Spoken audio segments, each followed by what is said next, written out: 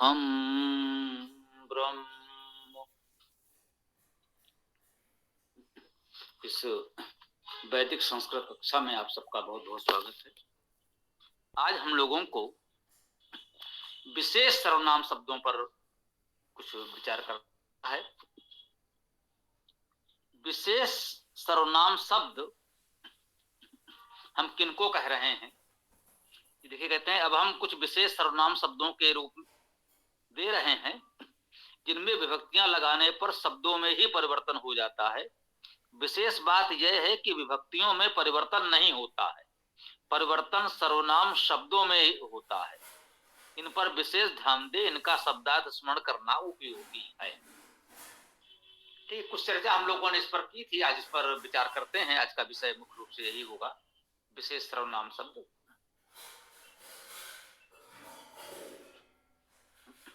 सामान्यतः हम लोग मानते हैं जो शब्द रूप बनते हैं, कोई शब्द होता है।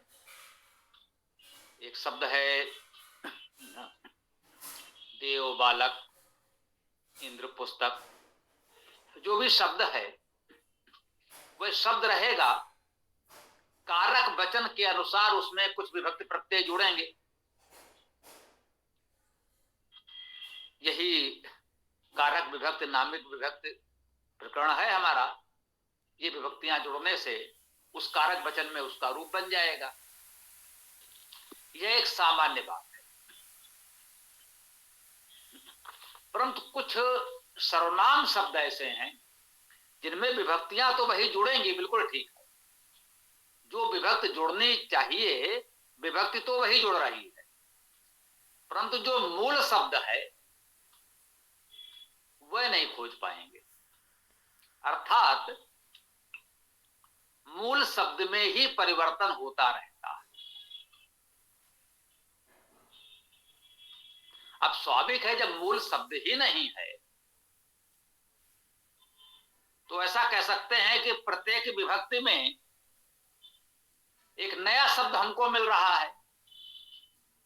नया शब्द मिल रहा है, उसमें समानता या व्याकरण के दृष्टि से इतना कह सकते हैं कि जो विभक्ति प्रत्यय जुड़े हैं वे वही हैं जो अन्य सामान्य सर्वनाम शब्दों में जुड़ते हैं।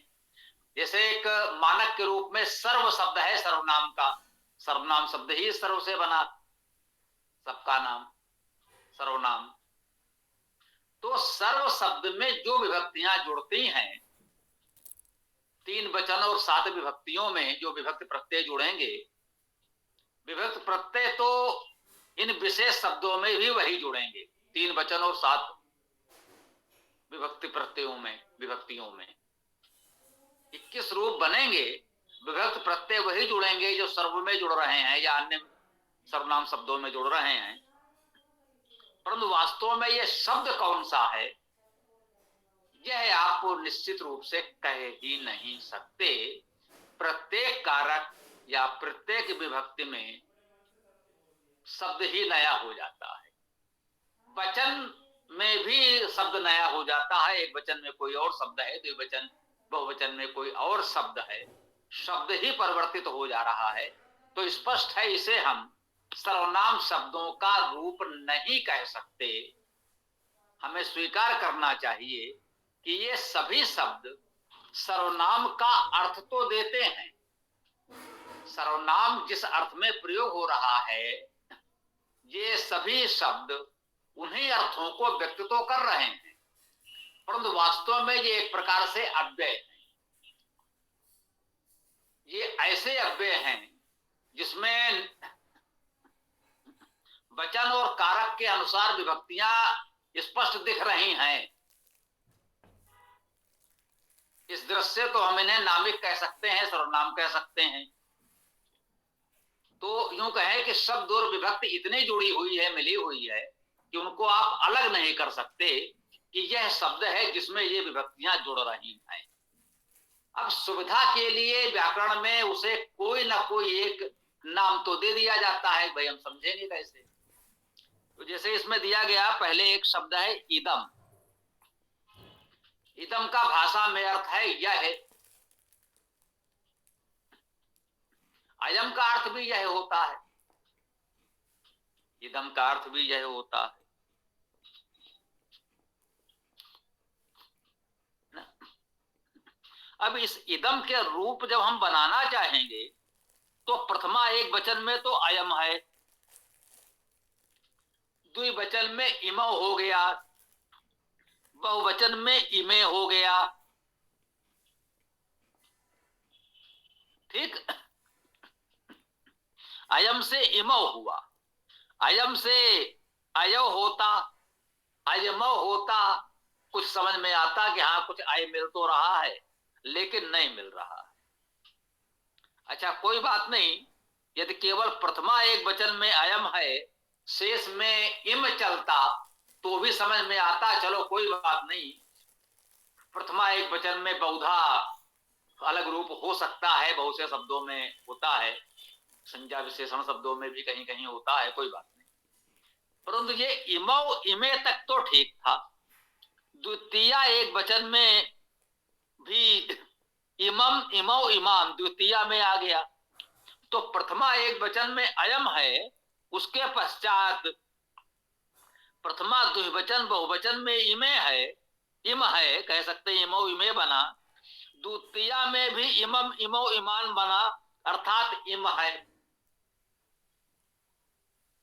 प्रथमा एक वचन में अयम आया, उसके पश्चात इम हो गया द्वितीय बहुवचन तक,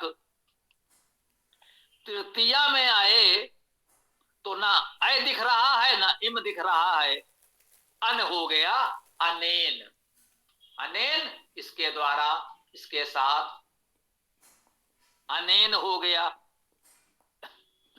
इसका द्विवचन बना तो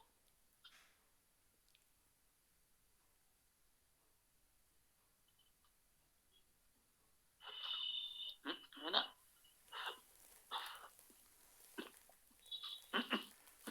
तृतीया एक वचन में यदि अनेन हुआ, इसका द्विवचन बनना था, अनेभ्याम बनता तब तो समझ में फिर भी कुछ आ जाता, चलो अने ही सही, आभ्याम है, तो अब इतने में कितने शब्द बन गए, प्रथमा एक वचन में आए, फिर द्वितीया मतलब प्रथमा द्विवचन बहुवचन, द्वितीय एक वचन द्विवचन बहुवचन में इम, तृतीय एक वचन में अन, तृतीय द्विवचन में आ। भ्याम विभक्त तो बिल्कुल ठीक है, वो सब में जुड़ेगी, पहले भी जुड़ी और अभी भी जुड़ रही है, आगे भी जुड़ेगी, भ्याम तो ठीक है। अनेन में जो इन जुड़ा है ये भी ठीक है, देवेन आदि इसमें भी है, वो ठीक है। आभ्याम में भ्याम विभक्ति बिल्कुल ठीक है। अब यहाँ अन था, यहाँ आ हो गया, बहुवचन में ए भी हो गया, अब इसमें ए आ गया, तो इसमें ये तय करना कठिन है कि मूल शब्द क्या माना जाए जिसमें विभक्तियां जोड़ी जाएं। तो हमारा अनुभव ये है कि सभी भाषाओं में जो भी भाषाएं हम लोग थोड़ी बहुत जानते हैं, शब्दार्थ तो सबके सीखे ही जाते हैं, इस शब्द का ये अर्थ है, तो हम लोग सीखते ही सीखते हैं। सभी भाषाओं में शाब्दिक अनुवाद जो भी कह लें, शब्दार्थ, इस भाषा में इसको ये कहते हैं, इस भाषा में इसको ये कहते हैं।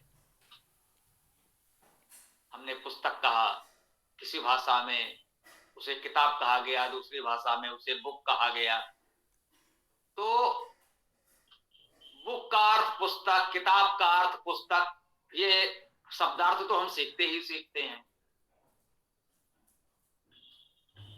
तो ये जो विशेष सर्वनाम शब्द हम बता रहे हैं, जिनमें शब्द ही नहीं है, विभक्तियां दुरुस्त हैं, विभक्तियां बिल्कुल ठीक हैं, शब्द ही इतने परिवर्तित हो रहे हैं, तो अच्छा हो इन शब्दों को हम शब्दार्थ के रूप में स्मरण कर लें, या जैसा कि परंपरागत रूप से कुछ लोग शब्द रूप रटते हैं, जिनको सुविधा हो वह तरीका भी अपना सकते हैं। उसके पश्चात भी प्रयोग करने के लिए शब्दार्थ आदि आपको सीखना समझना ही पड़ेगा, जैसे सुविधा हो। इसको हम ये कह सकते हैं कि प्रत्येक व्यक्ति की एक अपने मूल स्वभाव प्रवृत्ति होती है कि आपको आपको इसमें जो अधिक सुविधाजनक सरल उचित तरीका लगे अपना लें। स्पष्ट है कि इसमें यह प्रयास न करें कि उसमें शब्द क्या है और उसमें हम सर्वनाम की विभक्तियां जोड़ते चले जाएं। इस दृष्टि से इनके रूप न बन पाएंगे। तो शब्दार्थ के रूप में या शब्द रूप की तरह जो भी उचित लगे अपने गुण कर्म स्वभाव के अनुसार उस तरीके से हम इनको कर सकते हैं। इदम का नपुंसक लिंग, इसका भी वही है। प्रथमा में इदम, द्विवचन में इमे, बहुवचन में इमानी। इसके पश्चात द्वितीया में तो चूंकि नपुंसक लिंग उभय लिंग में तो प्रथमा द्वितीया एक समान होता है, तो वो तो है ही। तृतीया से पुल्लिंग के समान होगा, ये नियम बिल्कुल ठीक है, वो है ही, रहेगा ही। चूंकि ये उभय लिंग की बात कर रहे हैं, इदम का नपुंसक लिंग या उभय लिंग रूप जो है प्रथमा द्वितीया एक समान और तृतीया से सप्तमी तक पुल्लिंग के समान, तो ये तो हो गया। स्त्रीलिंग में भी वही स्थिति है। प्रथमा एक वचन में इयम, उसके पश्चात फिर इमे और इमा हो गया, फिर इमाम इमे इमा हो गया, है ना।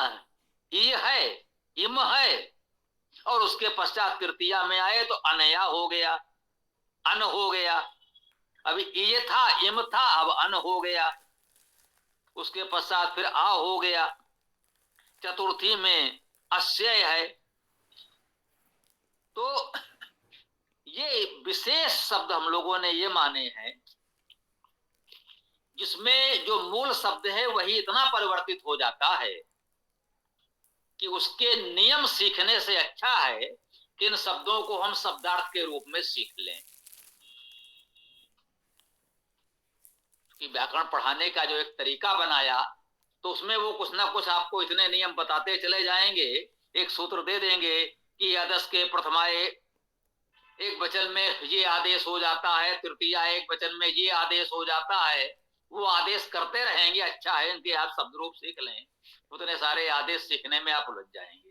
ऐसा मेरा अनुभव है, एक विचार है, सुझाव है, जो भी समझें, और आगे जैसा उचित लगे वैसा आप कर सकते हैं, स्वतंत्र हैं उसके लिए। तो जैसे इदम का अर्थ यह है, इसका पुल्लिंग उभयलिंग स्त्रीलिंग रूप। अदस, इसका भी अर्थ यह है, पुल्लिंग नपुंसक लिंग स्त्रीलिंग रूप, इसका भी उसी प्रकार से दिया गया है। अदस का भी, अदस में भी असौ अमु अमो अमु अमु अमून अमुना। इस अदस में तो फिर भी अम तो कहीं ना कहीं दिख रहा, अम भी कह लें, अमु, इसमें थोड़ा बहुत फिर भी कुछ दिख रहा है। तो इसको थोड़ा सा सावधानी से देखें तो अदस का पुल्लिंग रूप बहुत कुछ विभक्तियों के साथ समझा जा सकता है। तो शब्द में परिवर्तन उतना अधिक नहीं है, थोड़ा विवेक से देखें तो हो जाएगा। प्रथमा एक वचन में असौ है, शेष में अम तो है ही, है ना। अम का बहुधा अमु अमु हुआ है, और बहुवचन में बहुधा इसमें अमी दिख रहा है। बात वही है कि वो शब्दार्थ हमें समझने हैं, सीखने हैं, और जितने ये सरलता से ये स्वतः स्वविवेक होता है, इसका नियम कोई और नहीं बता सकता। जिसे हम लोग कहते हैं कि थोड़ा एक छोटा रास्ता सभी विद्यार्थी पढ़ते समय कुछ ऐसे चीजों को सीखने के लिए स्वयं कुछ ऐसे रास्ते अपने विकसित कर लेते हैं, कुछ मित्रों के समूह में, कुछ स्वयं अपने लिए, और उस प्रकार से उस कक्षा से हम आगे बढ़ जाते हैं।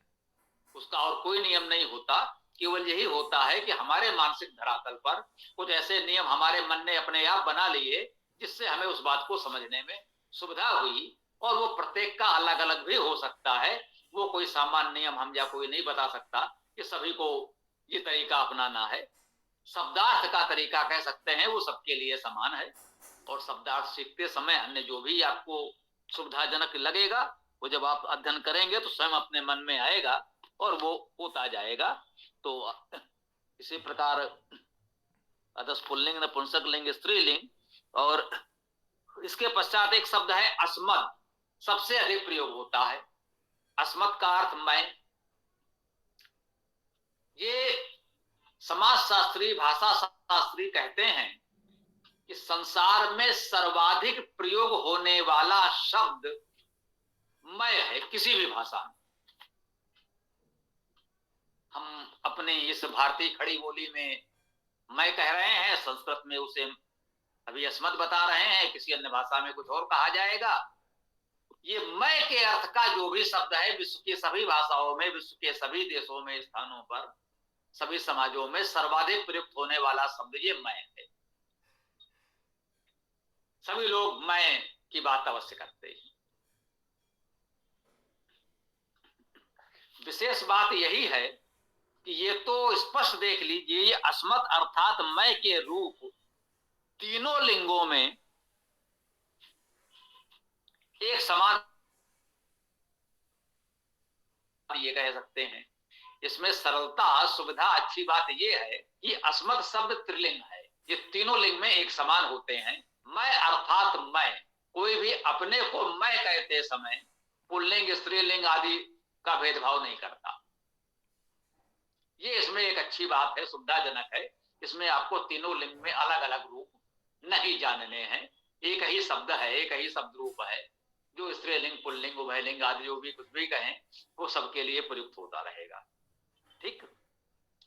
अब इसमें भी देखिए बात वही है। मुख्य शब्द इसमें कर्ता या प्रथमा एक वचन में आया अहम। शब्द मुख्य दिया गया था अस्मत्। अब ये अस्मत् कहां है पूरे रूप में ढूंढना पड़ेगा। हो सकता है कहीं हो, संभवतः कहीं ना हो है? तो कर्ता कारक अर्थात प्रथमा एक वचन में अहम, द्विवचन में आवाम, बहुवचन में वयम, ये शब्द बिल्कुल अलग अलग हैं। तो इसका शब्दार्थ ही हम सीख सकते हैं। अहम मैं, आवाम हम दोनों, वयम हम सब, द्वितीया में आए माम आवाम असमान। तो इसको हमें ऐसे ही सीखना पड़ेगा, माम मुझको, आवाम हम दोनों को, असमान हम सबको। तृतीया में आए तो क्या हुआ, मया मेरे द्वारा, मेरे साथ, आवाभ्याम हम दोनों द्वारा, हम दोनों के साथ, अस्मा हम सब के साथ, हम सब के द्वारा। तो देखना है कि विभक्तियां तो सारी वही चल रही हैं, भ्याम भी, आज विभक्तियां तो बिल्कुल ठीक चल रही हैं जो सर्वनाम में चलनी चाहिए, परंतु जो अस्मत् शब्द बताया गया था वो इन 21 विभक्तियों में कहां है, खोजना पड़ेगा। पंचमी बहुवचन में अस्मत् लिखा है, चाहे तो इसे मान लें।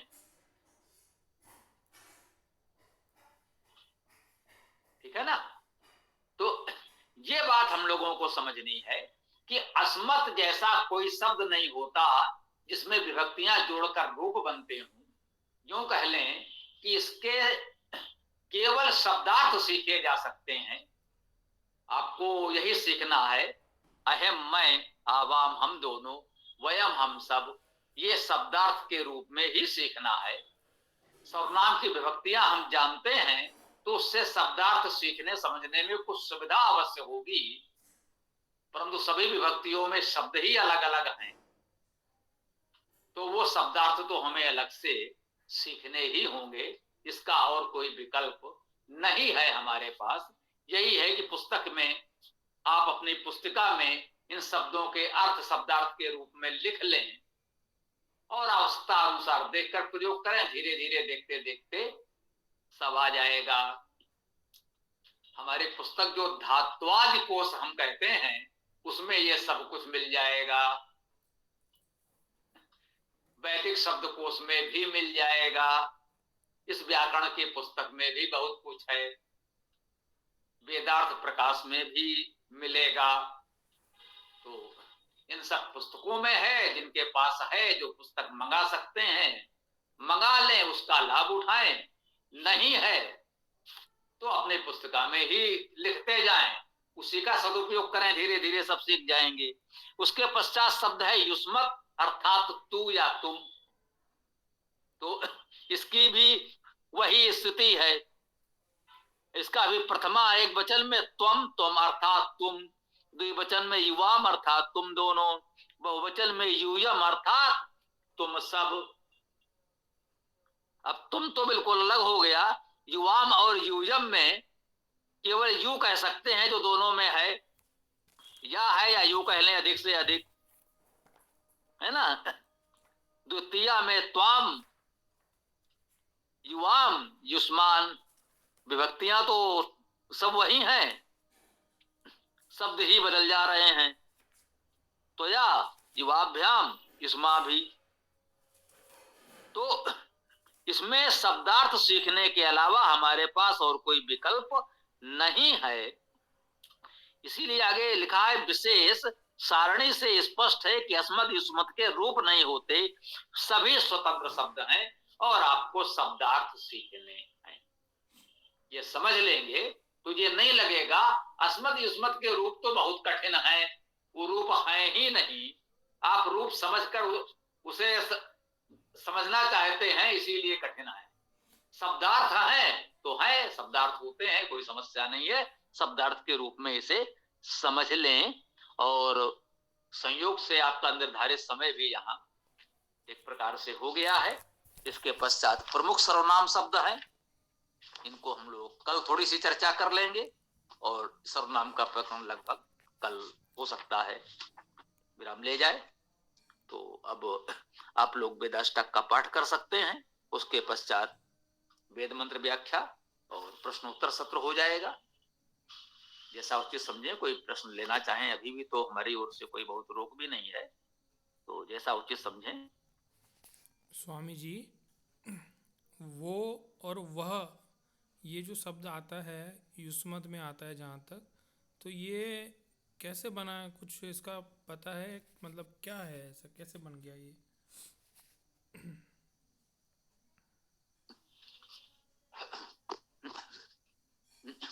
वो वह जो है कैसे बन गया? अच्छा, ये आप हमारे बोलचाल की भाषा का बोल रहे हैं या वैदिक भाषा का? संस्कृत का स्वामी जी। जी जी जी। तो फिर मुझे लगा कि संभवतः आप वेद से ही बोल रहे हैं, जो वेद मंत्रों में आता है। जी, संध्या वो उपासना मंत्र में आता है। अरे हम लोग यहाँ वेदाष्टक में भी तो पढ़ते हैं, वो मना आदि है, कहीं जो भी है संगठन सूक्त में है और जाने कहाँ कहाँ, वो तो बहुत बहुत बहुधा आता है, उसमें कोई ऐसा नहीं कहाँ आता है खोजना पड़े। वह, वो, तुम लोग, तुम सब आदि के अर्थ में आता है। तो ये बताया तो अस्मत् और युष्मत् के कोई रूप होते ही नहीं, उसकी कोई समस्या ही नहीं, केवल शब्दार्थ होते हैं। अब आपको शब्दार्थ सीखने हैं। अब वह माने तुम लोग होता है तो होता है, ये और कहीं से नहीं बना, यही मान ले। शब्दार्थ है तो है, वृक्ष एक शब्द है तो है, उसका एक अर्थ है तो है तो है। अब अधिक से अधिक जो संज्ञा विशेषण क्रियाएं हैं उनमें तो आप धातु बता सकते हैं कि इस धातु से है।